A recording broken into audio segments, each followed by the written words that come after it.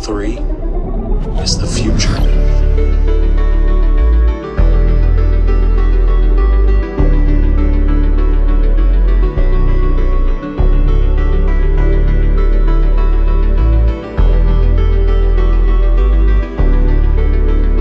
Welcome, crew, to What Are Your Three, a Channel 3 podcast where we take a member of the Channel 3 community, but not today.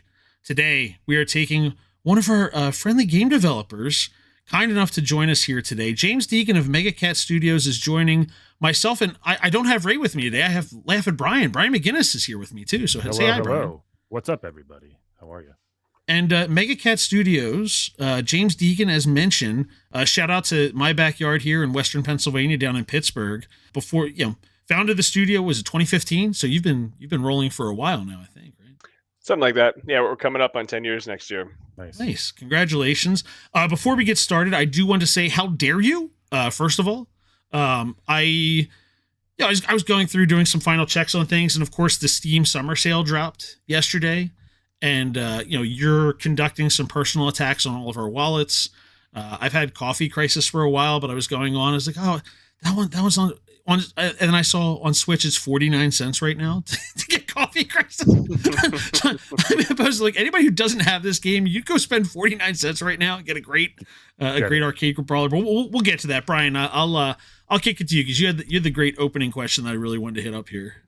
I'm a big retro fan myself, and I love nowadays that with the Evercade having cartridges and manuals, and you're making stuff that actually also fits in a Nintendo or a Genesis or things like that. Like, what made you think like it's way past those consoles' life, but we're gonna make a cartridge that fits inside a Genesis, that fits inside a Nintendo, that actually plays? Because I love it, but what was the whole idea behind that?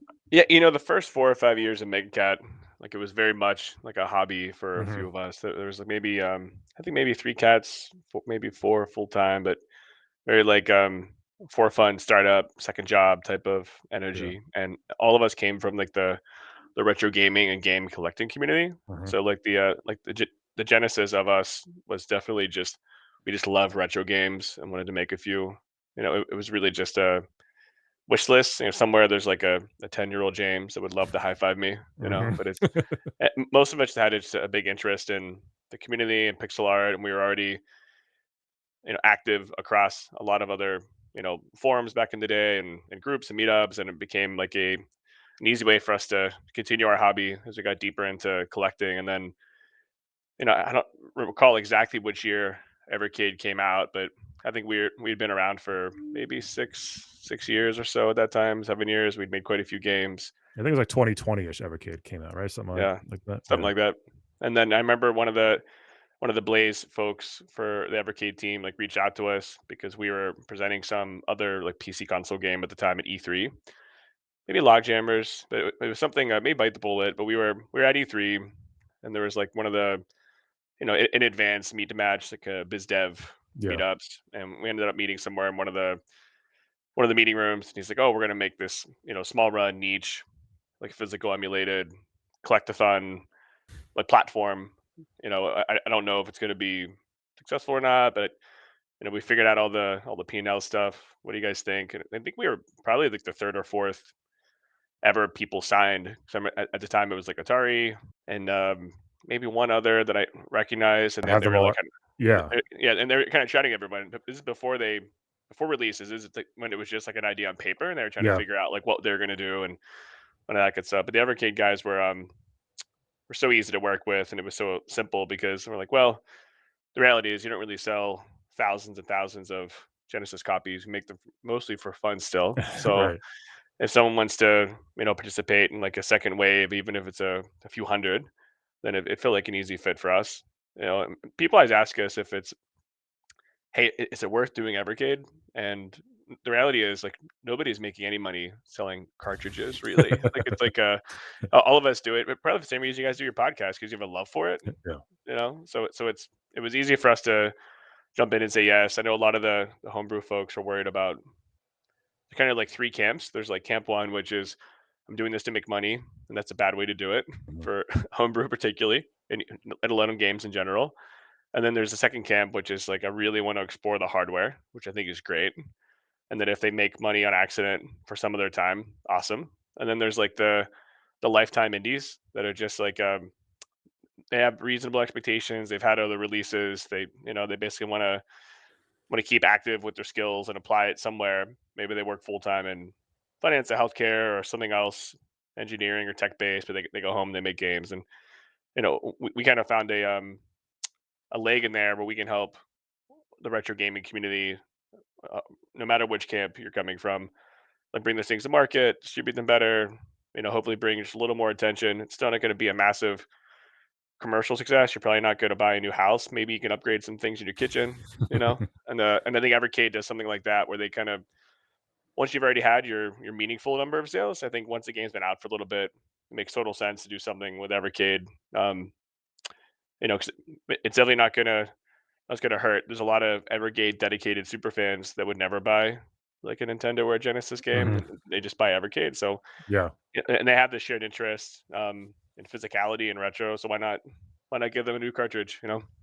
I loved everything you just said. That was such a great answer. Just with all three of those camps, everything I agree with all that stuff. It really makes a lot of sense. And I'm a big like, guys, this comes with a manual. Do you understand that? Like a physical, you could take this out and read it. Like I'm a big fan of that stuff. I'm sure you are too. Like we miss that. You open a Switch box now, and it's just this little tiny cartridge, and it's Mhm. empty. It's like, what are you doing? Like, give me Or something. or Give me a worse, Brian, some coupon. of I don't those care. Switch boxes don't even come with that. They just come with a download card inside. Just That's there's true. no actual game inside. It's just here's the code That's to download it.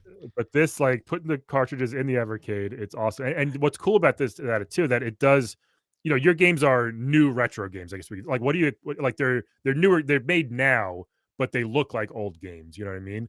Or they also like what Evercade does too, they take old games from the 80s that people just can't play anymore and put them on. That's why it's cool to do both of those things. But you guys are killing it with your style, the variety of stuff you have. I think it's been awesome. Yeah, I appreciate it, man. We definitely work hard on it. It's like as we've grown, it's been harder and harder to know what role the cartridges need to play because as Mhm. it there's like the origin of MegaCat was all purely and totally for fun and for the love of games. Yep.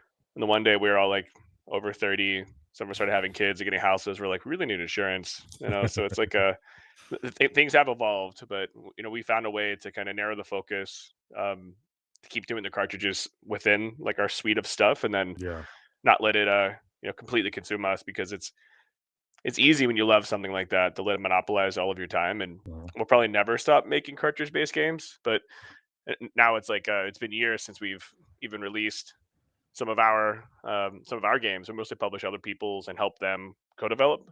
So as an example, we have some of our best ever like Genesis games will come out probably next year because we finally have some time in our slate where we're not consumed supporting other friends in the community. So we'll have like Chant will That's come cool. out next year, and Lethal Wedding, and those are like multi-year, long term Genesis projects. What is Lethal Wedding about? That sounds So, awesome. so think Great title. Yeah. yeah. So think zombies ate my neighbors. So you have like Mhm. a mother-in-law and a bride. That we have this mafia takes your husband on the wedding day, and you gotta do what you gotta do to get him back. Love it. That's cool. Sold. Just give me a link to pre-order that thing now. You can check out the demo on the website if you guys. I don't know if you guys do any emulation, but we have an old Lethal Wedding demo on the website that Okay. captures a little bit of it. Yeah. Whose Awesome. lawyer's asking about the emulation question? That's what Who we're gonna. How dare you put us on a spot like that? What are you, a cop? Is this a sting? You can't do that. I gotta leave this breadcrumbs out there. Hey, I do Nice. want to talk. You've got a big one coming up. Is this one still slated for August 8th? You've got Five Nights at Freddy's Into the Pit coming. Speaking of some big ones. Yeah, we think so. It's one of those things that we can never publicly confirm anything exactly. We have to always work through Scott Game strategy. I think they love keeping the community excited and kind of ominous, but we've been working on that game for a couple of years, and the fans have been really rabid and excited for it. It's been awesome watching them just kind of find us. I think we've had like our Discord and our YouTube subscribers have like doubled or tripled in the last like 90 days alone just from releasing some screenshots. Like Oh, that's cool. it's a really really viral community. And I'd say it was on our wish list when we first started Mega Cat, and then once we got into it, it was easy to fall in love with because so much of the Finance of Freddy's franchise, even if you've not really experienced it, has a lot of retro and indie roots. Mhm. And then like the type of game that it is, it's not really like a jump scare. I'd say the bigger pillar for gameplay in a Freddy's game is really like I'm gonna say it's like narrative and like discovery. It's all about like replaying and digging around and staying fully immersed with all the context of the pieces. The jump scares happen to be what disrupts that kind of ebb and flow to kind of keep you on your toes. But Hmm. it's kind of unlike anything else as far as the community goes. So we're really excited to have it finally leave the nest and get out there. I bet a I, couple I years. was just I was just happy you finally announced it because we have a library of games we maintain on the site and continue to add them. And that was a game that people kept like, can you add into? I'm like, I don't even know if this game actually exists. It's just like I the feel it. rumors and leaks on the like Five Nights at Freddy's. I'm like, I just have to wait. And then finally it was announced. I'm like, I can add it to the library now. We're good. We're good to go. But this one, for anybody who's not familiar, so it's not the point and click. It's not the jump scare like you mentioned. It's actually kind of like a 16-bit plus side scrolling game. It's a much cleaner animation. Like it almost looks like hand drawn with how smooth it is. Like there's kind of like that element to it.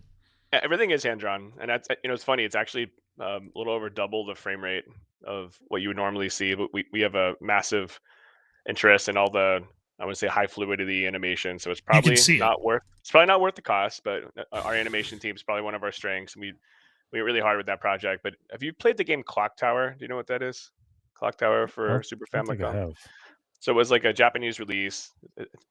Definitely famous for the region. There's a lot of fan translations and whatnot to bring it to English. But Clock Tower is like I would say it's kind of like the one of the pre-Resident Evil things that probably brought Resident Evil to the market in a way.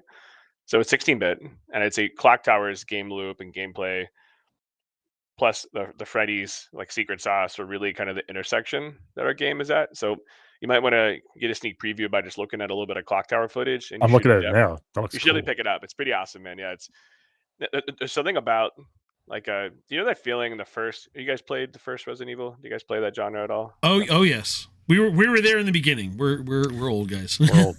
You remember the feeling of like you're kind of a little bit fighting the controller that actually makes you feel a little bit more on edge because you're just thinking like, God, get me out of here. And Clock Tower has a little bit of that, but with more elegance with the input because you don't have the 3D space. So like there's a little bit of that sense too, where sometimes there's a slight reduction in player agency because you're having to like tightly hold the gamepad to try to figure out how to get away from these little moments. But capturing that is was a lot of fun to kind of explore and play with. And that's what it reminded me of was because I remember being in middle school with Resident Evil Director's Cut when it first came on my radar, and just really hating like that sense of like I'm never gonna get past this zombies, and Mhm. it's like like I don't really play a ton of horror, but I have a massive love for the Freddy's specific plays and the horror movies and horror games are just like undeniably cool. I probably say I watch people stream them more than I actually like play them, but I played quite a few the last few years now. I don't know if you guys follow Dread XP. They have some really cool stuff they're doing over there with indie horror, and it's just it's a lot of fun to explore that in a product ourselves. Yeah, I'm terrified of horror games. I don't like horror movies. Like I will force myself to do a couple minutes of it, and then like I lasted maybe 9 minutes in Outlast, and I just Yeah, I get stopped. it. I'm done. I can't do this. I'm terrified. I did the Until Dawn VR, and it was just terrifying. I'm just like, nope, I can't. I respect these games are awesome. I wish I liked them, but I'm so scared of what's gonna happen next. So I don't give them the time they deserve. So wait, You know, have you not played the game you're wait, have you not I played Until played. Dawn? I played Until Dawn, yes, but that was the only. I'm glad I was in it because I wouldn't have played it otherwise. I love that game, but I do voice acting too, James. That's why I was in. I did a few roles in Until Dawn, which is awesome. But it's like some games, I'm just like I'm too scared to play this. Like they did a good job. Like when I came in to get past the menu, I'm like, yeah, they nailed this because I'm too scared to even play. You're that guy who's like the meme that like put the darkness down so you can barely see the logo. You're like, no, thank you. I want it to be bright. I put it bright as all day. the way up. I want it as bright as possible so I can see everything. Yeah, that's me. So yeah, oh, go ahead. Sorry. just adding in the horror stuff. I used to consume a ton of horror content. Yeah, And married for a long time now. I actually just celebrated my 15-year wedding anniversary that's last weekend. But it's like prior to marrying Mrs. Deighan, I watched a ton of horror stuff, and she hates it so much that I think we've only watched maybe 3 horror movies our entire marriage. One of them was the Freddy's movie. I don't know if you yeah. guys saw it when it came out last year, but it's like she actually liked it because true to the game, like the jump scare component of it is I would say like second pillar. Like the first pillar is really this really cool universe with like Hmm. these lore and these characters, and I think that's kind of what we wanted to capture in the gameplay too. Is just like making sure that the jump scare is not first. So if you're not really into, and by the way, that's a really common approach to horror games. Like people like the concept, they don't like playing them. Yeah, And I think there's probably something there for you in the Freddy's franchise because it's if you think of some of the fan base, a lot of them are like teens and things like that too. I don't think they're like horror junkies. They're like lore and universe junkies. And there's what really drives that fandom is all the excitement with fan theories and how these things yeah. connect and why they're happening, right? Yeah, yeah.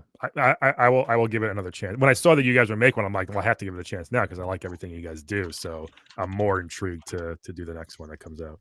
Yeah, you watch Nice. the trailer for this. It looks clean. It's got more of that the side scroller element. You have my attention a lot more with this than I'll play it at necessarily two in point the and click stuff. I'll play it at 2 in the afternoon with all the lights on, the windows open. That's the way, dude. I was gonna say you could probably like, wear an extra shirt or two, get some coffee. Yep. I'll play with lots of light.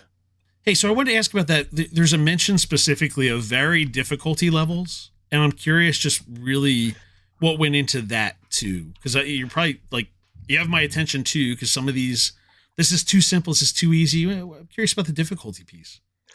Yeah, that's such an interesting discussion point. We could talk about that the entire podcast because what makes difficulty fun to balance is having in the game design side all the different player archetypes of like level of difficulty as it relates to kind of how you want to guide them. So as an example, let's say they have a critical path run, which is like end to end linear gameplay. It's like your minimal path to finish. You have your exploration run, which is when you're doing some of the side content, maybe the really juicy side content. And then you have your completionist run, which is 100%ing everything. You're probably a little bit off the wall. You're very Your good at trophy games. hunters, yeah. Yeah, for sure. You're very good at games. There's a lot of high skill checks. So I think there's fundamentally there's some of that already where you have like a reward schedule, the things you unlock and the kind of validation of how you accomplish this achievement or this thing that are already part of that. So in our world, like you can adjust hit points and pacing and try to make sure you're still getting the right game length and maybe you're changing the aware distance of how far away the creature is from the player. Maybe you're changing kind of the levels of visual and audio feedback to know when and here and kind of getting into this sense of how do you make it as immersive as possible across each standard and also test it against these different types of slightly compartmentalized player groups that have like a different motivation almost because all of them are there in some capacity for the universe, but some of them are just there as like min max, right? That they just really want to crush the achievements. They want to speed run everything, and that's a big also component of the Freddy's community. So I would say that the reason we have both the accessibility features and the difficulty settings we did was we wanted to make sure that it was accessible to people that were casual into Freddy's, lapsed Freddy's. Maybe they were fans 10 years ago. They celebrated a big anniversary too. Or maybe they're brand new to the franchise and they love retro games and they want to see what this take looks like. So that's what inspired it. And then across, the execution strategy, it's just lots and lots and lots of play testing and focus groups, which is just extra challenging for Mhm. something that has to have good information security protections. We've been doing them at the office with folks for probably 2.5 years, something like that. Is this the biggest game you guys? Because a lot of stuff you have, especially in Evercade, are like these, quick pick up and go for 10-minute quick session type games. Is this the biggest one you've done? No, WrestleQuest is like 100 times Oh, bigger, okay, but yeah, yeah, it's like WrestleQuest has a 50-hour critical path. But Freddy's, I won't spoil the timeline, but it's definitely not 50 hours in the critical path. gotcha. I think the standard Freddy's games for the entire franchise, they usually run between like 2 and 5 hours for your gameplay, usually closer to two. So we're in that range. We're definitely higher than two, Mhm, but it's just like the every genre also has a different. Like as an example, there's a player and fan expectation for an RPG that has worlds to explore and character depth and mhm, parties and things like that. So if you look at your games like your Freddy's, your Clock Towers, you're not talking about a huge pool of playable characters and locations. You're really just talking about really, really tight, nuanced discovery and Easter eggs and things to explore. And I think it's definitely a different experience as a genre. But our biggest games we've ever worked on are multiple years in development. One of them comes out early next year, and the other one is either going to come out quarter 3 next year or drips a little bit into 2026. But both of those are 4 or 5 year Nice. giant projects for us. So we're really excited for those. Neither are announced, and those have been like the massive Ooh. undertakings. So hopefully, Oh, that's cool. really things keep rocking. Yeah. And will they be for other stuff besides Steam? You do PS5 or any Evercade Yeah, or all of our modern okay, stuff's always PC console. These are yeah, going to be a little big for the Evercade, unfortunately. But okay, that's it. Yeah, Freddy's is Gotcha. Awesome. Freddy's is everything. It's got the 4, the 5, the Xboxes, the Switch, the PC. It's all Yeah. going to be there. Just make sure it's on your Yeah. wish list, so that way You- when there is a date announced, you're ready for it. yeah, I don't know if you guys ever do this, but one of my favorite things to do as a Steam user is when I find like an indie or a publisher that I really like, you can actually follow their page and it gives me Mm. notifications. So I do like Devolver is the first one I did that with years ago, and it's awesome because I do consume a ton of game stuff, given that we make games for a living, but there's so much I could never keep on top of all of it. So the Right. the people that I just think are just truly fantastic, and I want the extra, something because they're close or they're in the same genre I love, or they have an art style that always speaks to me. I just follow the publisher pages or the dev pages, and it gives me the direct email, like when they have a sale, when they have a beat, an update. It's awesome. Yeah, we all got that email yesterday for the Steam sales, so we're all too familiar. Yeah, the Steam sale wrecks me every year, man. I have my own Steam account, and then we have a company Steam account that we use for playtesting. But it's tied to like our Sir Meowface email, which also forwards to this group inbox, and I can see like the diverse interests from the team just transactionally appear every Steam summer sale. They're just like 50 games pile in. I'm like, Jesus, I'll never finish these. Yeah. It just goes into the backlog. We're all at that point in our lives. We're like, no, I'm going to die before I play this game. We just accept it at this point. That's the truth, man. I don't know if this is feasible for you guys or if you do something like this already, but we started scheduling like Friday game nights with an agenda. 'Cause I'd run into that thing that everyone does where you sit down and you're like, oh, like, what should I play? Well, I guess I have this one new thing, or I can just default Doom back to. scrolling, but yeah, just otherwise you'd be doom scrolling. Yeah.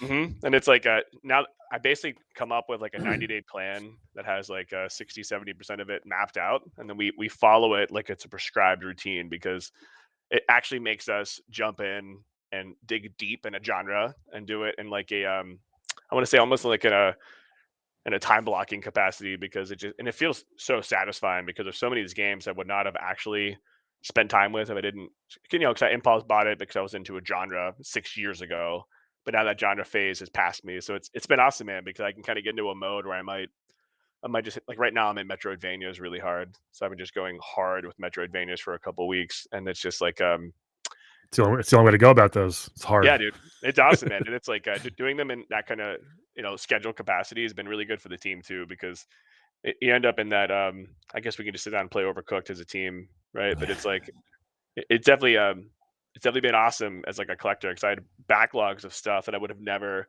Yeah. ever gotten to. So it's worth considering. So we have a thing on channel 3 where we have lists, and you can put which games you've started for the year, which games you've completed for the year. And I had a goal to beat 52 games this year, just because I had like 10 last year. And I'm looking now, I'm at 42 for the year so far. Now most of those are retro games. Pretty or good, dude. Yeah. I know. I'm plowing through Evercade stuff. I'm plowing through emulated stuff maybe, or just PS5 stuff or something like that. But I'm trying to get through because I have so many things I just have bought and have sat there digitally forever or on the shelf that I haven't beaten. I'm like, I have to just finish these games. I owe it to myself or my wallet. So it's been nice to like, oh, I can put that away finally. But it helps. Like you feel a little better. Like I bought all this stuff. Let me just finally beat it now. That's actually one of my favorite, reasons to keep buying retro games, whether they're just Yeah. Steam only or cartridges. Is like I know I can sit down and in like 1 to 3 hours I've consumed it, and Yep, I can go back to exactly. it, and it's like I don't have to play finger karate. I don't have to use a strategy guide because I'm stuck, and I have two kids. I work a ton of hours. Like Yeah. I'm definitely not quick to jump in and play like an MMO at this point in my life, but Yeah. it's like I'll kill for a good quick retro bite, because there's kind of like two energy levels too for playing games. There's like the lean forward and like the lean back. So like on a Friday night, I don't really want to lean forward and start sweating and like play like a fighting game. I just want to Yes. Like consume something that's yes. fun. Yeah, dude. And the Yes. retro games hit that spot for me, man. 100%.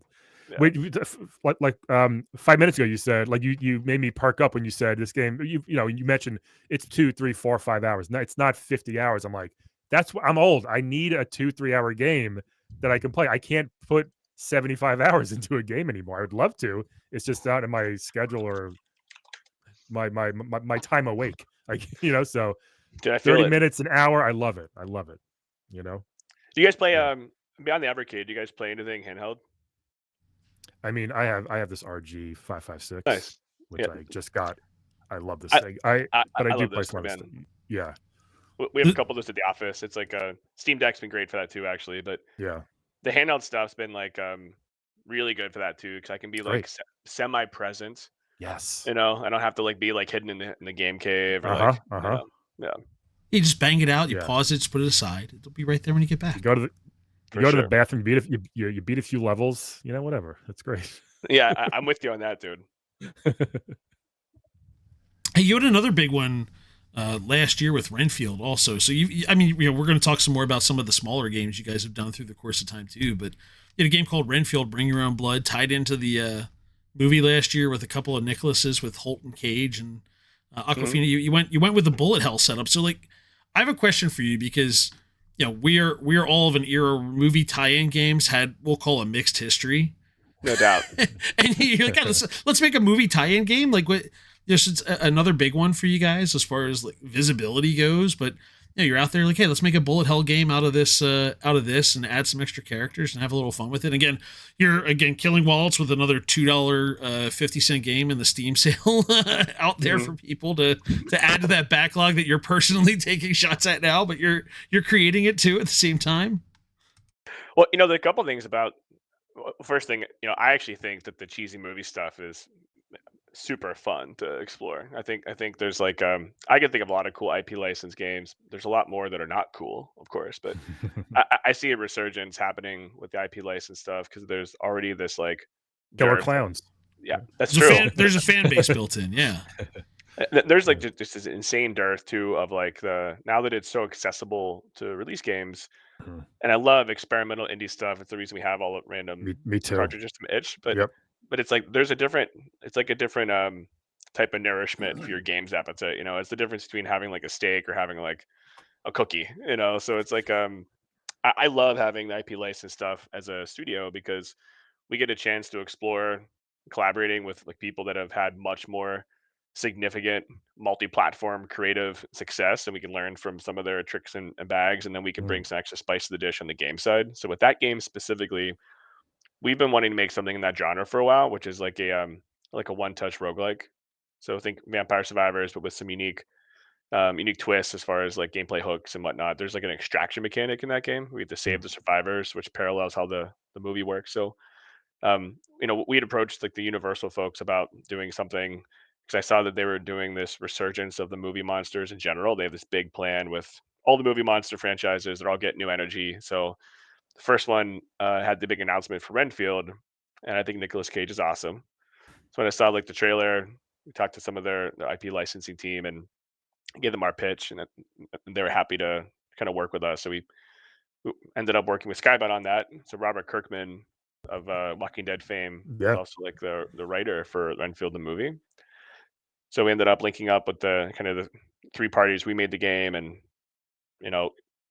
actually went really, really great for us. I know that the best worst headline for us was we had a couple of different press folks that had pretty decent followings give us headlines with the game was better than the movie, which didn't make us feel great about our Universal or our Robert relationship at the time. But it was a lot of fun to work on. We also did it rapidly. I think we made the whole game in like eight or 9 weeks. Wow. And then all the rest of it was post-launch content based on what the community asked for and what they wanted. So talking about a game that you can pick up and play, it's like that whole genre is built under the intent that you can play for 10 minutes and feel pretty satisfied and then do a couple runs. So that's probably one of my favorite games from a pure for fun capacity that we've ever made, because you can just pick it up and jam, and it doesn't require any massive onboarding or long tutorialization. It's like you can just know exactly how to play the game in a minute. Yeah, that's huge nowadays. It really is. Sometimes I look at the clock first before I'm like, Dude, what can I play now? I can't play. I can't dive into Last of Us 2. I need something quick. You know what I mean? Like, once I've told people, like I've had Baldur's Gate 3 there, but like I need an hour and a half to just like get into the mentality of Baldur's Gate 3. Yeah. And there's no point in time where I have 90 minutes to be able to play a game Just for the Straight. tutorial. Give me this. Yeah.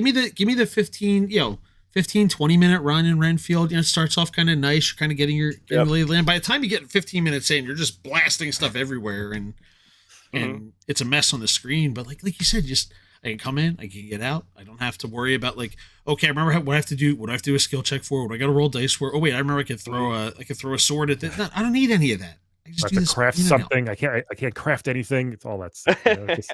Dude, just you mentioned Last of Us. Like, it's funny. Like, I love that franchise. It's easily one of my all-time favorites. But I think Last of Us 2 is the best game ever made. It's awesome, dude. Yeah, and it's like I think God of War Ragnarok's the best one ever made. We can duel it out. I could fight you with I'm fine with that too. Yeah, there's really neither one of those are wrong answers, guys. We're all good here. But it's like my biggest gaming heartbreak I've ever experienced. That was a bazillion hours into Last of Us, and then my save got bricked in the last 30 minutes of the game. And it was like after I remember it was a bug that was out at launch, and it took a while for it to get resolved too. The first game or the second one? The first one. Okay. And after that happened, I didn't play not just Last of Us, but I didn't play my PlayStation for like a year. Yeah. And I was you're just mad at it. I was like, I just don't know if I'm ready to trust again. Someone from Duquesne wouldn't have done this, but somebody from Carnegie Mellon sure would have. Sorry, that's a Pittsburgh. That's a Pittsburgh college joke for anybody who's paying attention. No, I get that, man. Never forget it, man. I get it. Oh, that's so great. Yeah, because after that, it's like, that's a 12, 15-hour game. You're like, I don't want to do this again.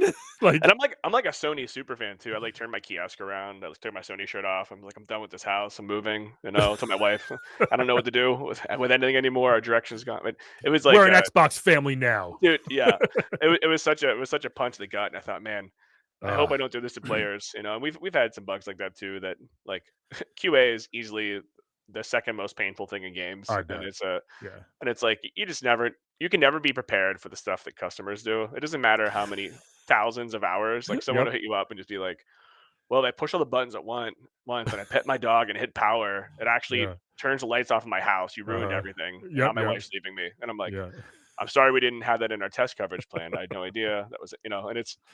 Or sometimes you end up chasing your tail with these really obscure bugs to make sure you're satisfying every possible corner and player type, and then you have this new insane regression that surfaces because of it. And it's just like that's the problem with big games too, is they require a much bigger like QA test coverage plan. So like WrestleQuest, we have our last patch coming out pretty soon. And it's like we've been patching, doing quality of life updates and taking fan requests since launch last August. And it's like people want to know why the patches take 2 months to drop. I'm like, guys, it's 50 hours for a critical path. So that means if I have 5 people full-time testing it thoroughly, including regressions, it takes full-time multiple weeks for multiple people, because the best case scenario, it's like a week and a half for them to really go through. And it's just, it's never as quick as you want it to be. And gamers are pretty reasonable for the most part. I'll disagree, but it's like I know that was kidding. Yeah, I mean, Brian, we don't make jokes here, remember? It's funny. I found myself. I try to be like a truly like empathetic. We are fans of our fans. We just want our fans to be so excited and so happy and see all the love and passion we put into our projects. But I found myself being a better community member by actually just telling them like, well, here's how this works. If I submit a patch today, the best case scenario is 2 weeks from now, someone reviews the patch, but then it takes them another 1 or 2 weeks to play and assess the patch. And that's before anyone actually does the bug fixes and the quality assurance testing. So that's like a month of guaranteed minimum. And that's why even the AAA games have months in between patches, because the games are so big. Yeah. The amount of test coverage to really properly support it to be good to the community requires all this extra time and effort. And I found that if you actually are willing to open the kimono a little bit and like dive in to that kind of position, it probably 80% of the time they become the most reasonable super fans. Like we had I don't want to like overextend this. We actually had someone last week that reached out and said, "Hey, like there's a trophy that I'm having an issue with in PlayStation, and I was hesitant to buy, WrestleQuest because I'm a trophy hunter.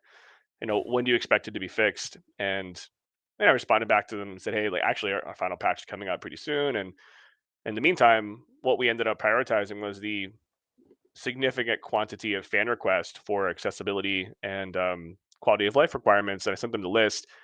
And they sent me like one of the nicest emails we've had in 10 years back. It was just this long email. It was like, this is amazing. Thank you so much for listening. I'm going to buy every Mega Cat game that exists on the platform. And he sent me a screenshot of like all of our stuff on his dashboard. It was like Saturday, so it's like Saturday night. I showed my wife. I was like, this is exactly why we do this. This is like the best response I could have ever imagined. Like I And was that just, took you and that response took you 2 minutes, and it was a yeah, genuine normal response, versus if you ignored it, this guy's next day, "Mega Cat sucks, blah, blah, blah," you know what I mean? dude, Like, I but that's know. all, like, yeah, like 90% are will get it, but you got that 10% are just insane that ruin it for everybody, you No know? doubt, man. It's like, well, all of us actually still, many of us respond to customer service still, like myself included. Like if I see the, That's so cool. That's rare, and that's awesome, man. It really is. I'm sure like we're always gonna have some of that because the truth is we just care so much about our games and our community. We're just blessed to be able to even make them in It's the first place. You know, it's it shows. It really does. I Yeah. appreciate that. But dude, it's like that. That definitely made my weekend. I was just thinking about that this morning. I was talking to one of our team members about the August release game we talked about with Freddy's and how there's some new requests about some adjusting these vignettes and doing these things. And at some point in a game's development towards the end, you lock content, you lock features, and you start tabling this kind of wish list exercise of backlog and all the backlog stuff. You start planning your day one patch and your 1 month post launch patch. And it's like this is probably the worst possible time to be ahead of schedule in a game because we have enough time that we can sneak one more thing in before launch, but Right. Don't it's do exactly the thing that like removes the skin from your body because you're like, what did we do, Piper? Like why did we do this, Dan? it. And it's like anyway, it's really exciting to see that project close up and also get paralleled with some of the like the fan sentiment has been so positive even for that game because the track record we have with our community for always like years later updating stuff still. So it's which is not Yeah. easy to do. It's like Right. imagine if you're only making like $100,000 on a game, but you have to spend 150 to make everybody happy. We've done that so many times. Yeah. Yeah. Yeah. Like, you think of it, just kind of reminds me of, like, remember the game Fez that came Oh out? yeah, Like, very it's the much. opposite of that, where, like, he got so much. I think he was pretty aggressive with the fans, but he was probably just getting bombarded with these annoying, so he just snapped, which I understand too, you know what I mean? You just There's 2 ways to go about it. One is to snap at the fans, one is to do what you guys did, I guess, you know? Dude, So, man, we went through that phase. And luckily, I never actually snapped at fans. But there's been phases though where we'd sit there and just look at each behind other. closed doors. We Yeah. look at each other the offers. Like, what am I supposed to do? What are you supposed to say? Like, it's like it's funny with Coffee Crisis. It used to be described. It was originally described as a neo rogue brawler, and I remember it was because we have a brawler mechanic in the game on the PC and console version, not the Genesis version.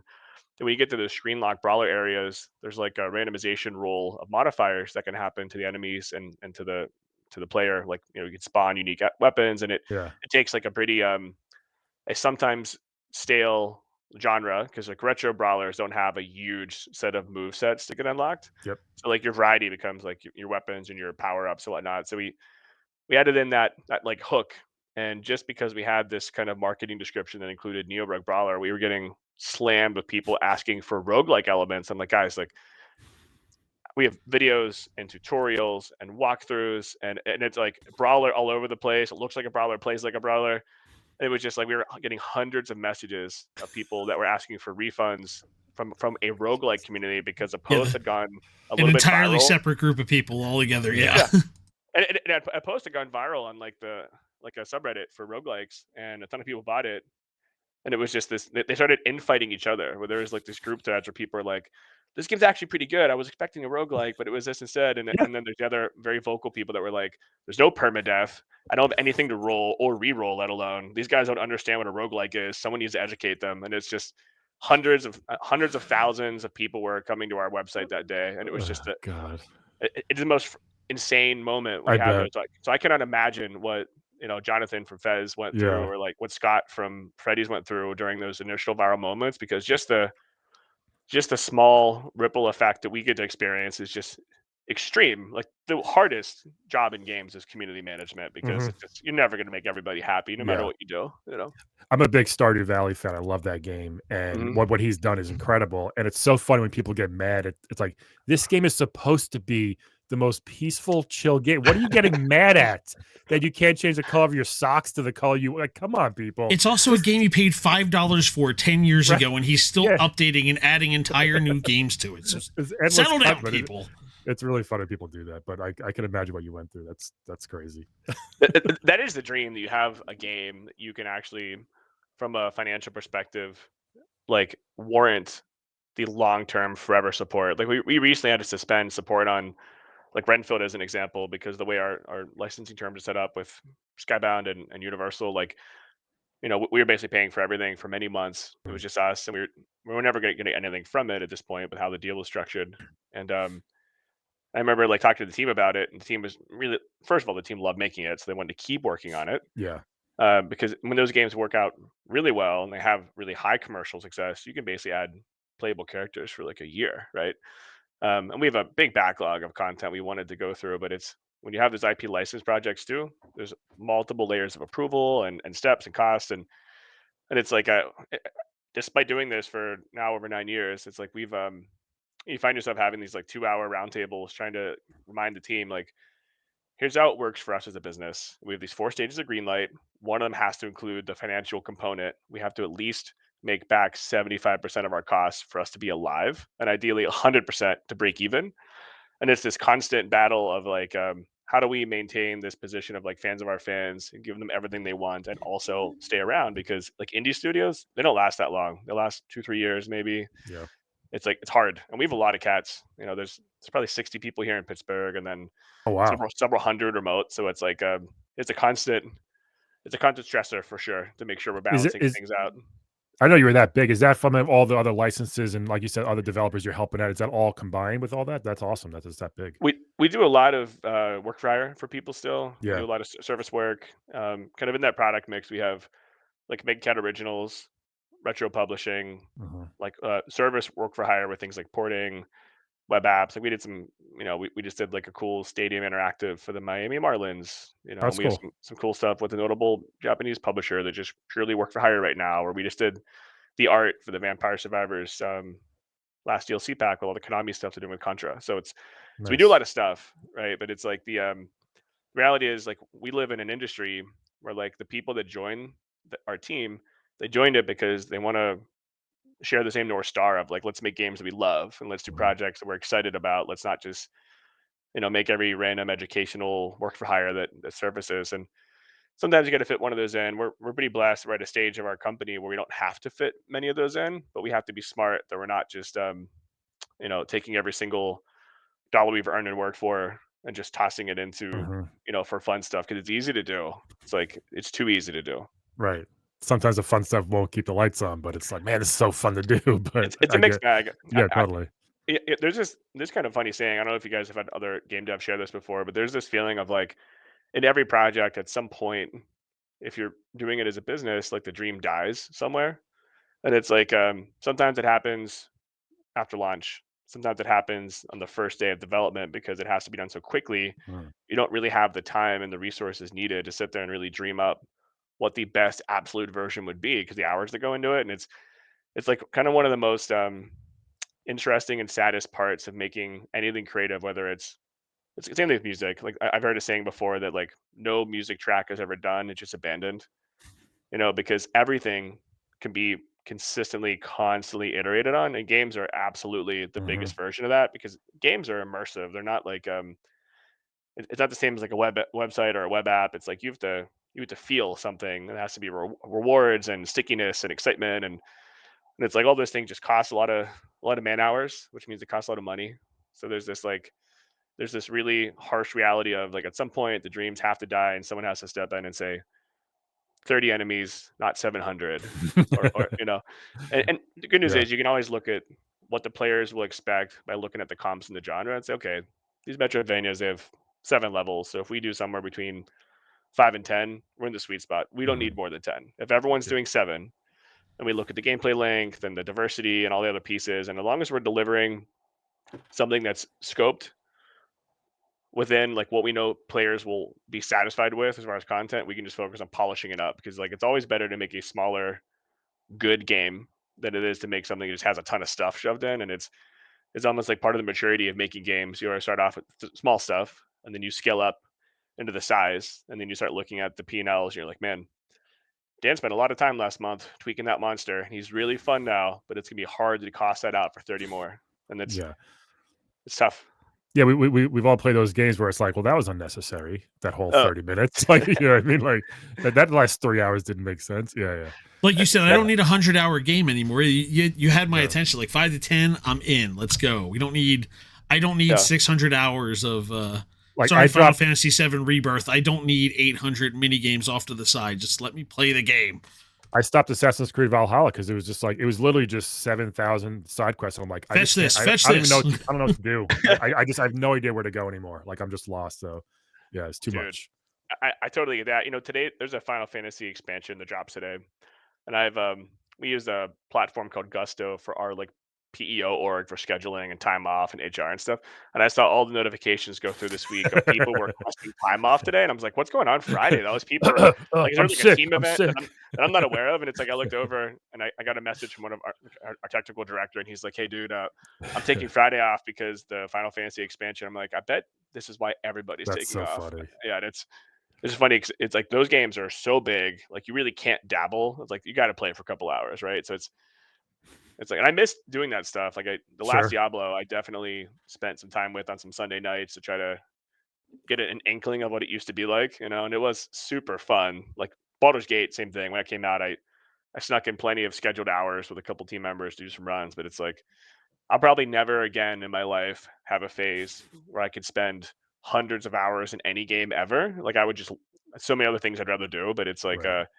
man, I wish I could do both. I wish I could just Yeah. stop sleeping. Yeah. You know, it's great you're still playing, you're still enjoying games. That's Oh really yeah, it shows, like, you're making it, you're still playing. You're not, what's the word? You're not, like, desensitized from it all, like, "I just do this. This is my job." Like, you love doing it, and I think it yeah, shows in big all the time. games you guys do and all that stuff. Yeah. It's funny too. Like sometimes you ask folks who are making games like what they're playing. That's like one of the first things I ask people when I Mhm. talk to colleagues or team members. And it's always shocking to me when someone works in games and they're not playing any games, and it happens all the time. And Yeah. it's like, What are you doing? it's tough, man. It's like, you know, not quite the same thing, but we were at an indie wrestling event here in Pittsburgh about 2 or 3 weeks ago that we sponsored, and brought the team down. It's called Enjoy Wrestling. It's like a really really high production value local promotion, and went down with about 20 team members. Made it a thing on a Sunday. It was actually on Father's Day, which is a weird day to have an event, but I'm sure that's how they got the venue for a good price. So I'm mentioning this because we ended up sitting with a couple of our friends that are like, we'll say like further along in their wrestling career. They wrestle on AEW cards, not like super indie cards. Mm, And they were sitting here with us, and as we were sitting there, I realized there was this really strong commonality of like they were watching independent wrestling on a Sunday night at an indie show, and like picking it apart while also like just consuming it because they're such significant wrestling fans. And I'm like, mm. man, that's exactly what it feels like to be like a team member at MegaCat, because we like love making games, and it's like there's not a single person here that doesn't spend time playing games. Part of that's like part of our interview process, but part of it's also like there's this kind of cultural component of, I think for indie stuff to be successful, you have to just love games. Otherwise, you're going to just never make something people want to play. Yeah, I'm one of the biggest indie. I will scream it from the mountaintops, like, "Play an indie game," like, all the time Me because too, people like, dude. "What," like, I just like things like Grease and Celeste and just things like that. I love it, and it when people are like, "I don't know what Salamander to play." County Public Television, Brian. Yes, like, you ever play that? Like, it's so weird when people don't know what to play, I'm like, "Play an indie, just pick one." They're Yeah, weird, they're fun, they're made by people who love maybe 3 dudes in a basement who just made something creative and weird, like, that's what I love, and now that you mentioned before, it's easier now than ever to make an indie game, which is great, and that's mhm. where you get the weird stuff that come out that maybe could not have been made, 15, 20, 30 years ago, and that's what's awesome about it. I agree, man. So a lot of the retro stuff we do on cartridges Mhm. kind of scratches our itch for like the more experimental, Yeah. purely for fun, because we can manage them from a commercial basis in a way that doesn't have us like get too far over our skis. Like Mhm. WrestleQuest, we had like 80 people on it or something. So it just requires that much. Just the art required like Yeah. 25 people for a couple years full time. So it's the smaller scope games. You can just make anything. Yeah. I'm pretty good friends with Patrick Hickey, by the way, who did Oh, a Pat. yeah, he did a lot of the voices for you guys in that. We call him Pat the Cat because he's Yep. been like he's been like, I want to say, one of our first ever fans when we first started, and he's like, oh, I want to get into voice acting eventually. And then once he did his first 1 or 2 gigs, we've probably sent him maybe 80% of his his resume after because Pat's easy to work with. I think you have. Hey, if you want to talk after with me, by the way, I'd love to talk to you about that. But yeah, Sure, yeah, uh, he's great to work with because he just loves doing it. Like he does. The The guy quality comes hustles. through, no doubt, man. Yeah. He hustles his ass off. Yeah, I've known him for a long time, and he's just always been the go getter. Like he's always doing a book or always doing something, the hmm comic, whatever it is. Yep. Yeah, I mean, working with people Yep. like that's the dream. Totally. You Yeah, know? I bet. Do we lose Dan? Oh, he's there. No, I'm here. He's I've there. been, I have never been this quiet. That's the best. That's the funniest part. Like Brian's in his bag right now, and Sorry, like yeah. there's times where I know I just step aside and let things be. Well, I'm not interfering with this. I love talking to developers, and there's one. I mean, I'm not going to say his name, but there's one down here in Raleigh, pretty famous. You probably didn't know him. Used to work at Epic, but he's made some big stuff, right? I was talking to him. I've become friendly with him, and I was like, "What are you playing?" He goes, "I really don't play anything anymore. All I see is the budget when I put a game on." And Oh, dude. he He's made burned out, bro. billion-dollar franchise, if you know who it is, maybe. And I'm just Yep. like, I was like, that sucks, man. He goes, yeah. He goes, I just see the budget now. Like, I'm like, he was in it for a long time. Obviously, maybe he just lost the love of just sitting down and playing something. But it's like, I'm like, I said, play an indie. I told him to go play Dave the Diver. Oh, just put something weird on. Dude, Go play something fun. You know? it's funny you said that, man. We have a couple massive. Okay, this is just an aside, but Mm. I would say that in our email list, maybe 5 or 10% of the people in the email list are just industry folks. Mm. And within that range, there's like huge gaming companies that grew up and were inspired, and some of them worked on things like original Sega Genesis launch titles. Yeah. And sometimes they'll receive our monthly newsletter and they'll respond to me directly, and they'll be like, "Hey man, I love what you guys are doing, this and that." And it's funny because the that same sentiment that you're mentioning from the guy in Raleigh, it extends into all of the giant AAA studios because Yeah. at that scale of business and that scale of operation, you need hundreds of millions of dollars to make these projects, and it's this like refreshing reframe for them to dabble into people that are just purely, they've never lost the fun because that's all they do. They don't even have the perspective of what it would be like to work in these hundreds of millions of dollars of size projects. So it's kind of interesting that you're saying that, 'cause I would say that that's a perfect advice. You're basically sending them back to the for fun part. Like there's Mhm. definitely a world there that I think almost recharges the batteries. And in fact, we've had some commercial projects that come out of that unintentionally because they're like, "Wait, you guys can make games for how much?" And it's like, "Do you guys want to pick up this other thing I have sitting over here?" And it's some that's been some of our best partnerships we've grown. Is like, That's cool. yeah, Yeah. Very few have the luxury of, Sony Santa Monica or Naughty Dog backing them to do something like that. So it's like, no that doubt. doesn't mean It's a you can't make blessing a and a good game. curse, though, because then Yeah. they've got they've got accountability for other things that are Yeah. Doesn't mean problematic. doesn't mean you can't make a great game though. So that's There's nobody I respect in the industry more than those two groups. By the way, like I think that like Naughty Dog and Santa Monica Mhm. are just like the most compelling, talented, like world capable teams. And like to build those teams, knowing what's Yeah. gone into even building Megacat, it's just like profound. And Yeah, and I then bet. like the gates they must have to go through for approvals, being part of such a huge, because like I don't know what you watch first party things, but like Sony, Microsoft, etc. When they buy studios and the studios are not hitting the P&Ls they need, like that's a wrap. So Mhm. the fact that Well, that's what scares me about them is the Sony leadership changes. Like, I hope they don't screw up those two studios. Like with I the feel like with you.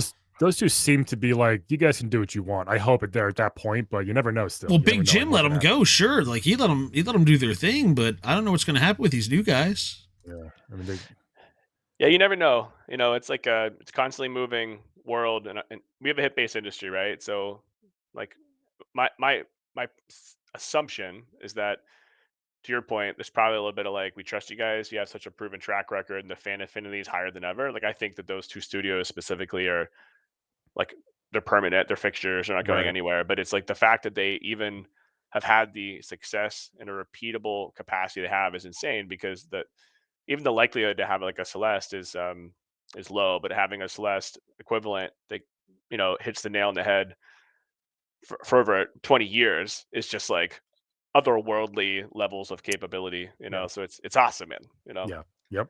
Nailed it. Love it. Dan? I was going to see how you're doing for time because I know we're like up against it for you there. So Yeah. Yeah, I can do a couple more minutes if you guys want to finish the other beats and bits. yeah, I'll tell you what. Let's do. I just want to run down a couple other games and just tell people, like, go check these out. First of all, WrestleQuest, as mentioned previously, I did not realize how long that game was. The potential for it. I have not gotten that far. But again, $12 in the summer sale. This episode's unfortunately going to drop on July 10th, so you've only got like 1 day left to do it. But you can put on channel 3. We'll put on the site though to tell people to get it. Yeah, go get it. Yeah. Coffee Crisis. Again, I have it as a 90s arcade brawler. I don't remember when I got it. It's one of those games that just like a Switch sale appeared and it shows up in your library. It just shows up and it's there because I saw the 49 cent yesterday. Like, wait, no, I forgot I already played through this game. And again, I don't know where anybody got roguelike, but it's a 90s arcade brawler for people who are fans of that. I wanted to ask about World Championship Boxing Manager 2 because I don't know what inspired you guys to pull up an Amiga PC game from 1990 and say, let's make a sequel to this in 2023. What? Well, so I mean, we're talking to the Ziggurat team who just acquired a ton of kind of mostly obscure, like backlog titles, and we told them we had an interest in doing something simulation management if they got something really cool, really retro that was in their wheelhouse. And then they sent us some. We asked them to send us some suggestions on like what's been most performant that they didn't expect with fans, and they basically included a short list, and then at the bottom of the list included World Championship Boxing Manager. I'm like, that's hilarious that game is like over indexing. And then I have such a love for strategy management games, and I thought, like, if there are some super fans for this, like fans of our fan service is a big kind of a pillar for MegaCat. So it was an easy one for us to jump into, and we ended up licensing like Sugar Ray and Rocky Marciano and doing some storytelling, and then we have all the other kind of. I will say that what's interesting about that game is that we took all the existing mechanics that were fan beloved in that era, and we added some modern sensibilities to kind of tune it up, and ended up creating like two camps. Like there was the camp of like people that were, this is exactly what I wanted, to new installation with some extra sauce, and then there's the other camp that was like, this is not 3D or immersive, and there's no dating sim component, and I really want to date my boxer, and it was just like the most hilarious outcome. That's where you get put on a watch list at the same time. It's gotta be careful. No doubt. Hey, but I did want to ask about just some games from your past, because the beautiful thing is, like you said, I mean, I work adjacent to gaming at this point, and I barely have the time for games. But I asked you, we usually talk about 3 games from people's past, and you had 3 killers to the top of your list. I don't know if you listed them in order when I asked, like, hey, what are some games from your own past? But of course, so I want to talk through some of those. Super Mario Brothers 3. It's always a battle. So I got to say, first of all, though, because most people are battling Super Mario World or Super Mario Brothers 3. Brian's going to say 3D World is his number 1 Mario game. But you made the right pick. It's the best Mario game. It's a great one, dude. I love 3.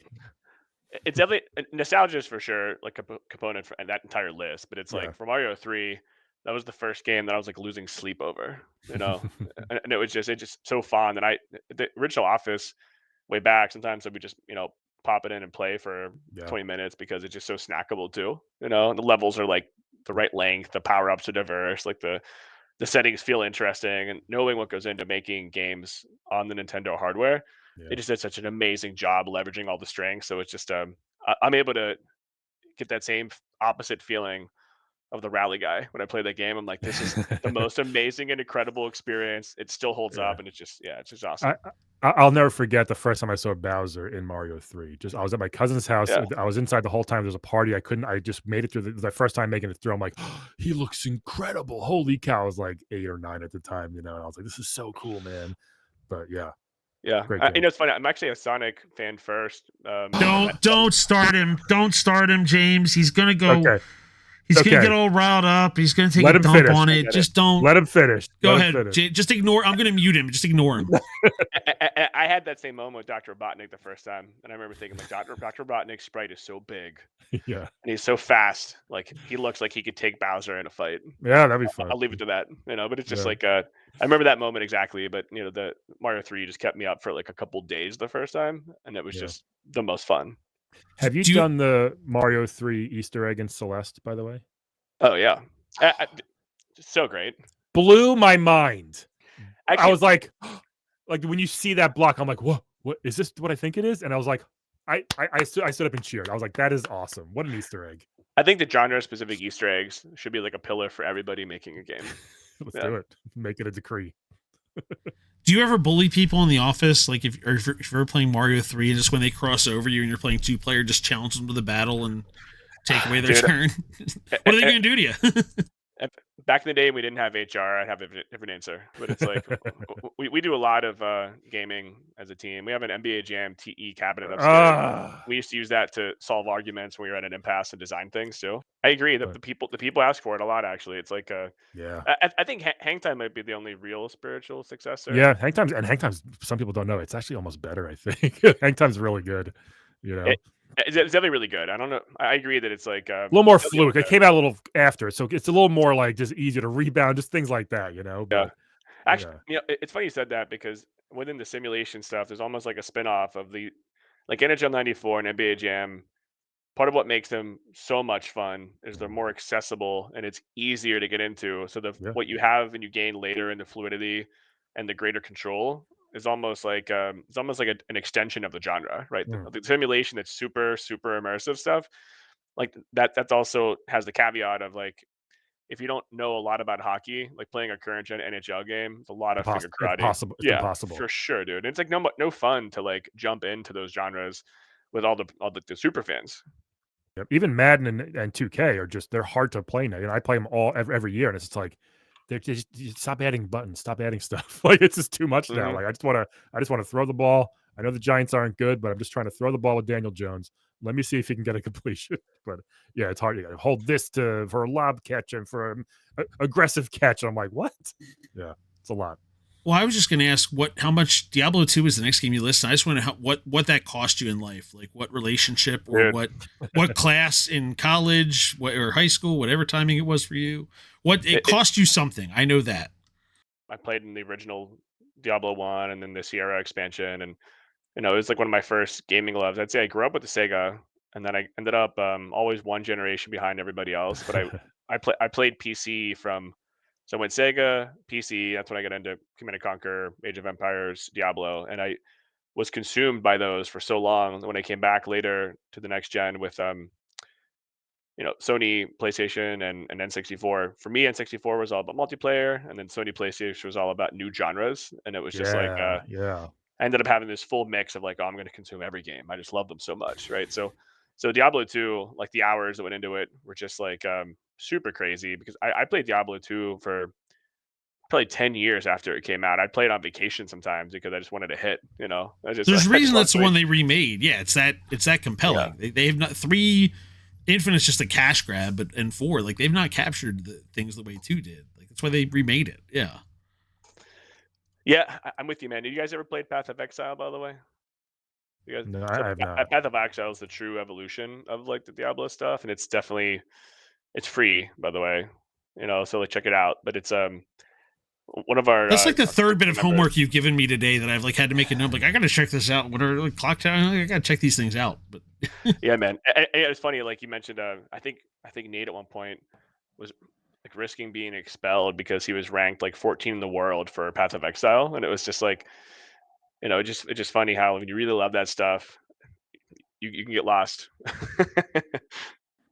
Yeah, those games are too much for me.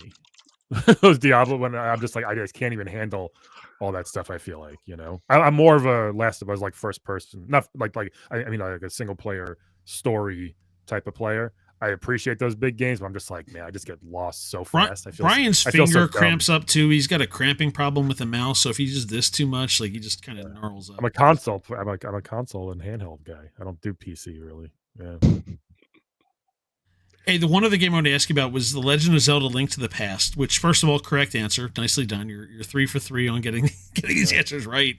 But The I more best so Zelda. wanted to ask about just kudzu because like you guys nailed it remaking a top-down Zelda game, and this was one Brian. You did this one, Brian. I remember kudzu there, and Super also made it fun. a game. You made the physical Game Boy cartridge for this one too. But just kind of like Love where it. does that all intersect at for you? So like the origin of that is Chris Totten, who's like a games professor and a long time just indie super fan here out of Ohio. And we met Chris originally at MagFest, which is one of our favorite ever trade shows. We run the I've retro never area. gone. People always tell me to go. Awesome. I've never gone. I know. I gotta go one day. It's great, and it's like Chris has been there forever too, and it's probably the same like 20 or 30 people that have been part of that community for over a decade. And we met there as volunteers a long time ago, and I think Chris always had such a deep love for the games that inspired that in that genre, and a lot of us, like myself included, are crazy like Game Boy super fans. So it's just a matter of how do you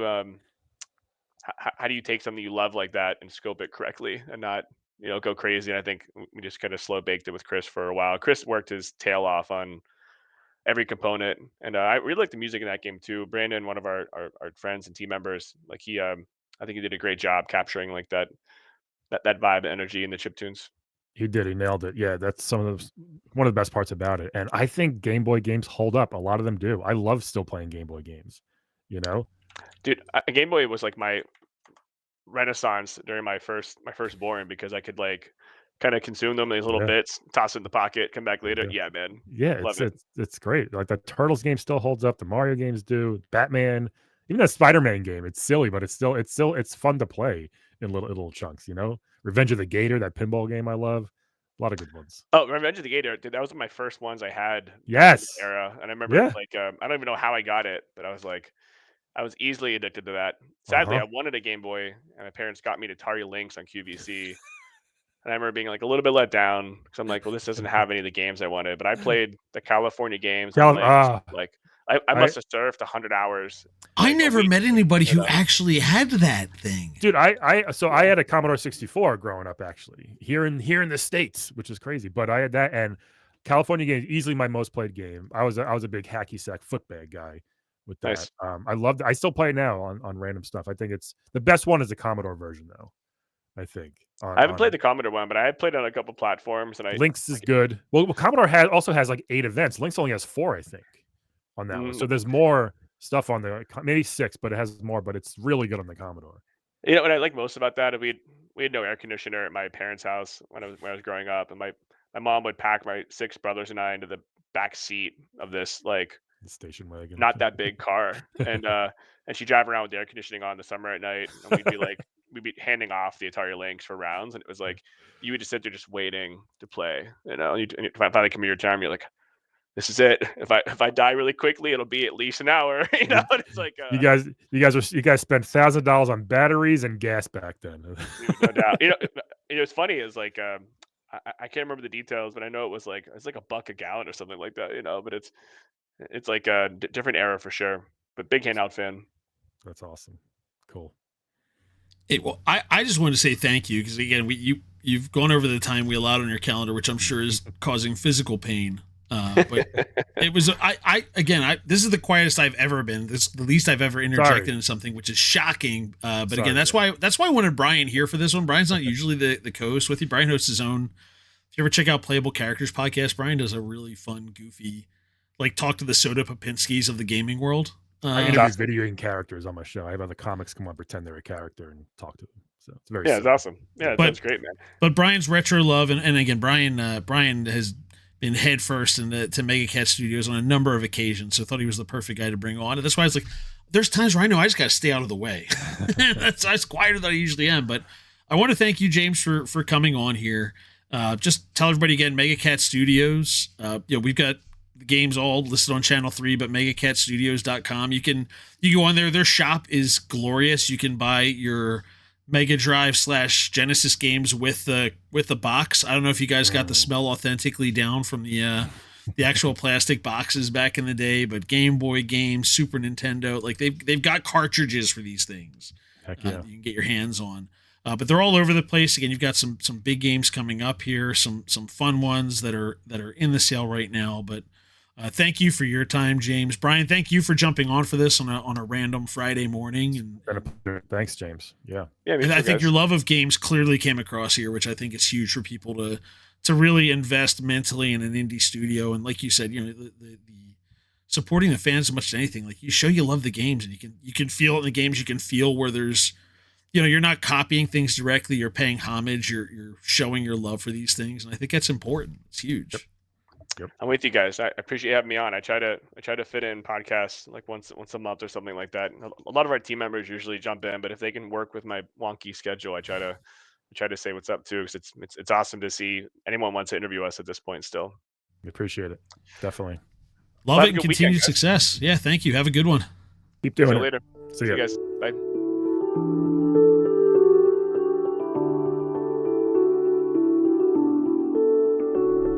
Channel 3 is the